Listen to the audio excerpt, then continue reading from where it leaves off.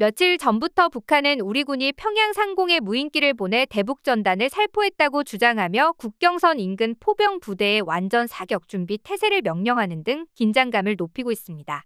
무인기의 출처가 불분명했지만 북한은 무작정 한국 것이라 단정 지으며 또 무인기 도발을 했다가는 선전포고로 여기겠다는 엄포까지 놓고 있죠. 한반도의 전쟁 분위기가 다시 감돌자 일각에선 서울과 북한의 위치에 다시 주목하고 있는데요. 지리적으로 서울의 위치가 북한, 그러니까 실질적인 국경에 상당히 근접하기 때문입니다. 전 세계적으로도 적대국의 전선에 이토록 가까이 수도 겸 최대 도시가 있는 경우는 거의 없죠. 그래서 북한이 만에 하나 서울을 공격할 시 심각한 피해를 입을 것이라는 우려가 대두된 건데요. 그런데 이런 와중에 북한이 절대로 서울을 선제 공격할 수 없는 이유가 밝혀지며 이목이 쏠리는 중입니다. 바로 미군도 점령 못하는 서울의 미친 방어력에 대한 부분인데요. 자세한 내용 함께 알아볼까요? 국제적인 시각에서 바라보면 서울특별시는 군사적 최전방 지역에 있는 어마어마한 크기의 대도시입니다. 구글의 서울2까지만 쳐도 북한과 가깝다 클로즈 투 노스코리아라는 검색어가 자동 완성될 정도죠. 그만큼 북한이 도발을 해오면 가까운 서울이 위험하지 않을까 하는 견해는 꾸준히 있어 왔는데요. 만약 북한이 전쟁을 벌이기라도 한다면 국가 주요 시설과 인구 950만 명이 밀집해 있는 서울을 우선적으로 노릴 가능성이 높고, 그렇게 되면 서울이 심각한 피해를 입을 것이라는 의견입니다. 예전에 북한이 서울 불바다 위협을 종종 해왔던 이유도 바로 이 때문이죠. 그런데 북한이 스스로 자멸할 결심을 하지 않고는 절대 서울을 뚫지 못하는 이유가 재조명되며 이목이 쏠리는 중입니다. 바로 미군도 점령 못하는 서울의 미친 방어력에 대한 부분인데요. 일단 휴전선이랑 너무 가깝다 보니 대한민국 정부는 아예 서울을 절대 함락시킬 수 없는 요새 도시로 건설해버렸습니다. 현대화된 다른 대도시들도 대부분 그렇지만 서울은 특히 군사적으로 점령하기 난해한 도시로 손꼽히는데요. 일단 수도를 지키기 위해 존재하는 최정예 군인들은 물론 구조적으로도 일부러 그렇게 철저하게 계획해서 만들어졌기 때문이죠. 만약 북한이 서울로 진격해올 때 두 가지 정도의 루트를 상정해 볼 수 있는데요. 파주, 일산 방면 그리고 양주 의정부 방면입니다. 그런데 이 도시들은 일단 서울의 방패로 설계된 위성 도시들입니다. 그 자체로 거대한 방벽을 조성한 셈이라고 볼 수 있죠. 여기를 적군이 침공을 하게 된다면 전방부대부터 격파해야 할 텐데요.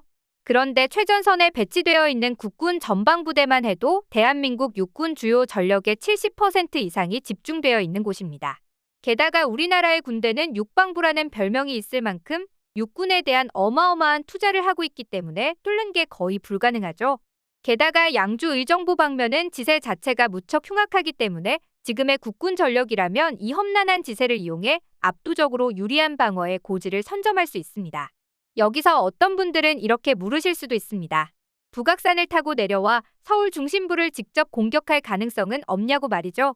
실제로 1968년 북한이 대통령을 암살하기 위해 특수부대를 투입해 북악산을 넘어온 적이 있습니다.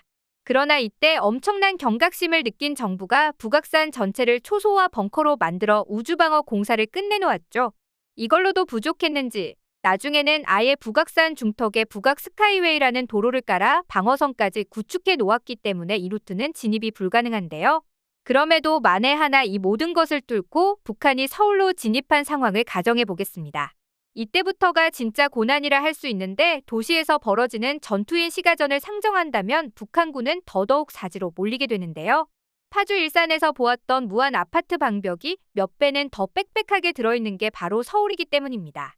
이 건물 하나하나 체크를 하면서 점령을 해나갈 텐데 공격군 입장에서는 엄청난 출혈을 동반할 수밖에 없죠.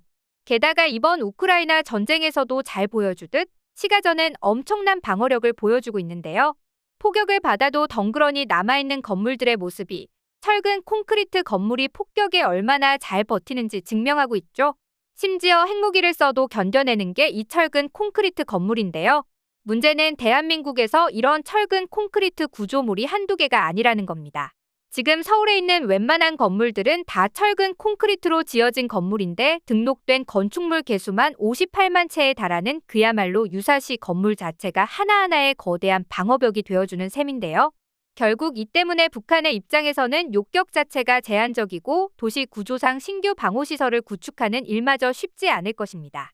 이뿐만 아니라 우리나라는 법적으로 지하 공간이 강제되어 방공호 역할이 가능한 무수히 많은 건물들이 있죠. 실제로 우리나라 다세대 주택에 있는 반지하층들은 모두 유사시를 위해 만들어진 건데 건물 창문에는 기관총을 거치할 수 있도록 설계되어 총안으로도 사용되는데요. 그리고 이런 총안은 지하층에만 있는 게 아니죠. 강남의 경우에는 아예 초창기 아파트의 경우에는 기관총 포대용으로 창문을 만들어 놨을 정도로 디자인을 한 걸 볼 수 있습니다. 게다가 유사시 서울의 지하철 역사 자체가 하나의 거대한 지하시설이 되어줍니다. 서울은 지하철역이 289개에 달하고 지하상가와 지하주차장이 각각 2,600여 곳에 달하는데요. 사실상 공격군의 입장에서 지하에 있는 또 다른 전선 하나를 더 상대해야 하는 것과 마찬가지입니다. 게다가 한편으론 도시를 방어할 때 물리적인 방어력도 중요하지만 각 구역이 고립되지 않도록 서로 유기적으로 연결돼 있는 것도 매우 중요한데요. 그런 의미에서 지하철역 안이나 지하상가 안에 이미 조성되어 있는 화장실이라던가 편의점 등은 유사시 대피용으로도 최적의 공간입니다. 그리고 지금 세계 정세가 갈수록 불안해지면서 서울시는 국가적으로도 방어태세 점검과 강화에 나서고 있죠. 지하 인프라 확충에 더 공을 들여 유사시 지하 공간만으로도 도시에서 이동이 가능하도록 만드는 전략들을 계속해서 보완하고 강화하는 중인데요. 여기서 끝이 아닙니다. 우리나라는 일정 규모 크기 이상의 건물 옥상에는 헬기 이착 육장 설치가 의무화되어 있으며 민간 시설인 게 분명한 고층 건물들 일부에도 옥상에 방공포대가 설치되어 있죠. 그러니까 북한군 입장에서 서울을 상대하려면 지상뿐 아니라 지하, 공중까지 다 신경 써야 하는 것입니다. 이렇듯 북한이 선제 도발을 해온다고 해도 서울은 점령하기 거의 불가능 도시가 되었는데요. 게다가 이는 모두 일방적으로 도발을 당하는 시나리오만 나열한 것이고 우리 군이 핵무기 외에는 모든 전력에서 북한을 압도하는 전력을 가지고 있는 걸 생각하면 더욱 답이 쉽게 나옵니다. 남북한의 기초적 경제력과 인구수 차이 그리고 군사적인 측면을 모두 포함했을 때 한국군의 우위는 너무나도 자명하죠. 게다가 한국군의 경우 양적인 면이나 전술교리 면에서는 북한을 주적으로 하여 대비하고 있으나 무기나 장비 등은 주변국들과의 경쟁에 발맞추고 있는데요. 그 결과 우리나라의 무기들은 그 우수성으로 말미암아 전 세계에서 러브콜이 끊이지 않을 정도로 기술력이 넘사 수준입니다. 북한은 그나마 병력수에서 우위를 점하고는 있으나 질이 떨어지는 병력들이 양만 많다고 전쟁에서 승리할 수는 없죠. 무엇보다 위에 언급한 상황들 모두가 오로지 한국 단독으로 방어할 경우만 따졌다는 점인데요. 미군 개입 관련한 부분은 아예 빼놓고 이야기한 예상 시나리오라는 것입니다. 이는 한국군이 미군의 지원을 받지 않고 혼자만으로도 북한을 박살낼 수 있는 데다 미군이 끼면 기존보다도 더욱 심각한 밸런스의 붕괴가 일어나게 되고 북한은 엄청난 타격을 피하지 못하게 될 것이 불보듯 뻔한 일이죠. 한국은 이처럼 서울 전체를 철통 같은 요새로 만들어 놓은 데 더해 군사력, 여기에 미군의 개입까지 생각한다면 북한이 절대로 뚫을 수가 없습니다. 실은 북한도 자기들이 한국을 어찌 해볼 수 없다는 것 정도는 내심 알고 있죠. 그래서 전 세계 전문가들은 북한이 자멸하기로 마음먹지 않는다면 먼저 도발하는 가능성은 거의 제로에 수렴한다는 분석을 내놓고 있는데요. 그런 의미에서 한국은 군사력이 넘사벽으로 강한 몇 안 되는 국가라는 걸 다시 한번 상기하면서 너무 불안에 시달리지 않길 바라며 오늘 영상 마치겠습니다.